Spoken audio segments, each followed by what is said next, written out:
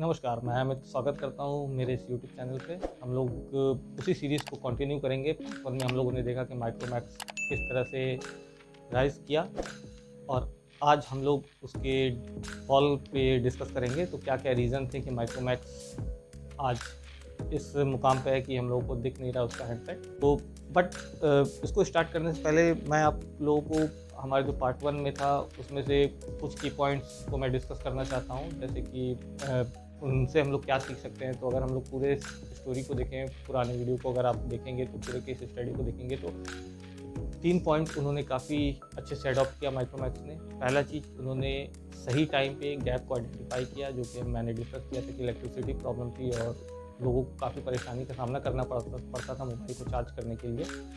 इस प्रॉब्लम को उन्होंने सही टाइम पे पकड़ा और उसके बाद बहुत बड़े-बड़े जाइंट इस मार्केट में थे, जो कि मैंने आपको बताया था। एलजी, सैमसंग, नोकिया, मोटोरोला, ये सारी कंपनियां उस समय काफ़ी बड़े लेवल पे थे और जिनके हैंडसेट लगभग हर 10 में से एक लोग के पास वो ही था। तो ऐसे बड़े जाइंट के सामने नंबर 1 कंपनी बनना इंडिया में काफ़ी बड़ी बात है। तो इसके लिए मैं आपको यही सजेशन दूंगा कि कोई भी बिज़नेस करने के लिए हम लोग टीचर को बाद में देखें, पहले गैप को देखें कि हम लोग कहाँ पे इनोवेशन ला सकते हैं जिससे कि हमारे बिजनेस को एक नया मुकाम मिल सके। तो पहला चीज़ तो हो गया गैप आइडेंटिफिकेशन, जो कि इलेक्ट्रिसिटी की प्रॉब्लम थी। दूसरा था अफोर्डेबल। अफोर्डेबल मीन्स प्राइस के कॉन्टेक्स्ट में हमारे जो इंडियन इकोनॉमी है वहाँ पे हम लोग बहुत ज़्यादा हाई कॉस्ट के मोबाइल फ़ोन को नहीं अडॉप्ट कर सकते हैं। तो इन्होंने इस चीज़ को समझा, इस पर रिसर्च किया और फिर एकदम अफोर्डेबल प्राइस पे जो चीज़ चाहिए वो चीज़ ये लेके आए। एक्सेसिबिलिटी, इनके जो भी फीचर्स थे काफ़ी आसान थे, कोई कोई प्रॉब्लम नहीं होता था किसी भी फीचर्स को यूज़ करने के लिए। तो ये 3 मेजर पॉइंट थे जिसको हम लोग किसी भी बिज़नेस को स्टार्ट करने में या ऑलरेडी हम कोई बिज़नेस कर रहे हैं तो उसमें ये ऐड ऑन कर सकते हैं कि मेनली हमें कस्टमर को क्या चाहिए, हमको क्या बेचना है, क्या उसकी ज़रूरत है उसको, या ज़बरदस्ती हम उसके ऊपर थोप रहे हैं। तो इस चीज़ से बचना है, जिसकी नीड हो उस पर हम लोग ज़्यादा फोकस करें rather than selling the product ऐसे ही। तो चलिए अब चलते हैं हम लोग अपने पार्ट 2 की तरफ कि क्या क्या प्रॉब्लम्स हुई माइक्रोमैक्स के साथ जिसकी वजह से आज इनकी ये स्थिति है। तो आपको मैं बता दूं कि जब राहुल शर्मा ने ये कंपनी छोड़ा था तो इस कंपनी की वैल्यूएशन लगभग 300 करोड़ तक आ गई थी ये, जहां इसकी वैल्यूएशन 20,000 करोड़ की हुआ करती थी 2014 में। फिर और भी केवल इसकी डिक्लाइन फेज में आने के बहुत सारे रीज़न हैं। सबसे पहला तो इनका सबसे बड़ा रीज़न है, उस समय 2016 में जियो ने अपना 4G नेटवर्क लॉन्च किया। तो जब जियो ने लॉन्च किया तो उस समय पूरे समझ लीजिए टेलीकॉम इंडस्ट्री हिल गया था।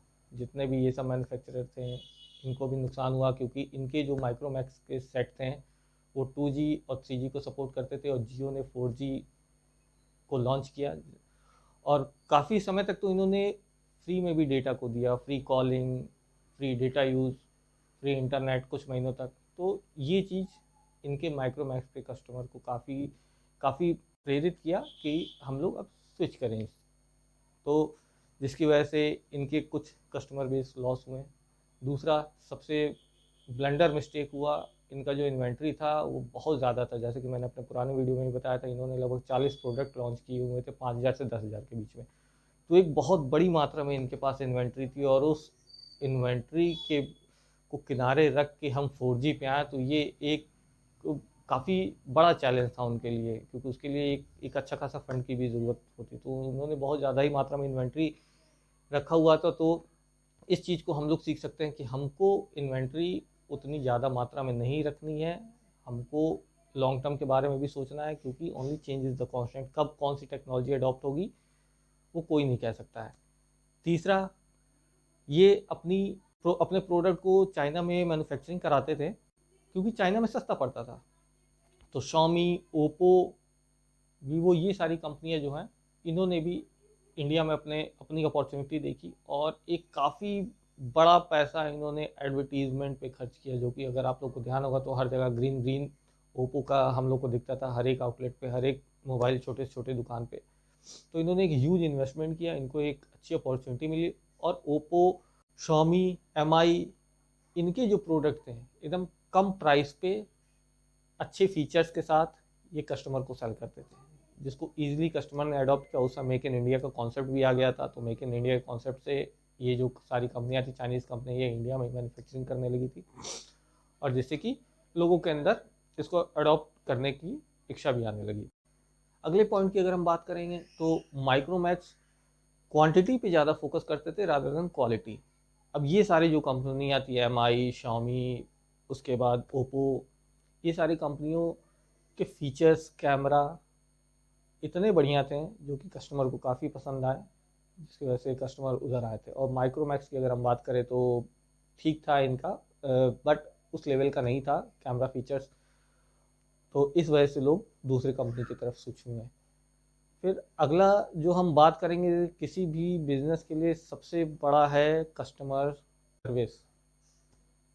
तो इनका जो सर्विस सेंटर था, क्योंकि अब लोग 4G की तरफ मूव कर चुके थे, अगर माइक्रोमैक्स का हैंडसेट ख़राब होता था तो लोगों को उसके पार्ट्स नहीं मिलते थे, क्योंकि इनकी मैन्युफैक्चरिंग चाइना में होती थी। हो सकता है कि इनके जो मैन्युफैक्चरर थे उन्होंने अपने काम को बंद कर दिया हो या 4G पे चले गए हो, तो इनके पार्ट्स जल्दी मिलते नहीं थे। लोगों को 3-3, 4-4 महीने का वेटिंग टाइम मिलता था किसी भी प्रोडक्ट के लिए, तो उतना टाइम कौन वेट करेगा। इससे बढ़िया कि हम दूसरा मोबाइल ख़रीद लेंगे।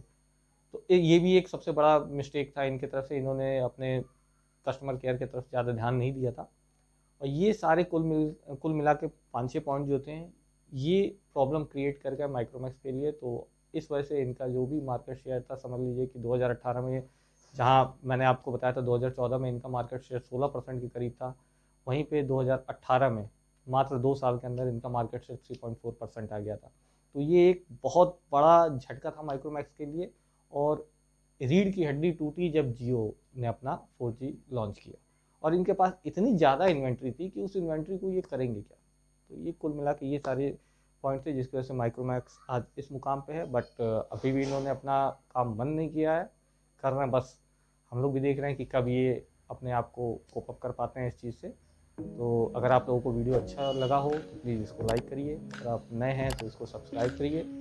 फिर आप लोगों से मिलेंगे हम लोग कुछ नए केस स्टडीज़ के साथ, ऐसे केस स्टडी जो हम लोग डेली यूज़ में देखते हैं अपने, बट उसको हम एक इंट्यूटिव वे में आप लोगों को बताएंगे कि आप लोग भी सोचेंगे अच्छा ऐसे भी था ये कंपनी। तो थैंक यू इस चैनल पे बने रहने के लिए।